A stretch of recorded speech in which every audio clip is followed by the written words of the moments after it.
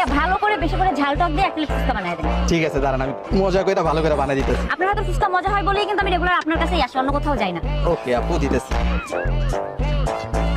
এই লো। না ভাইয়া, টকটা একটু মজা পাচ্ছি না। ফুচকাও মজা না, টকও মজা না, কি হয়েছে ভাইয়া আজকে?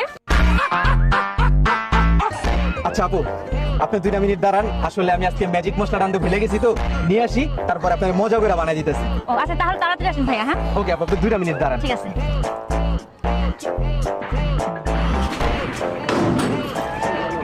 ফুচকা বলে মজা হয় না, আজকে ফুচকা খাওয়ায় পাগল বানালাম।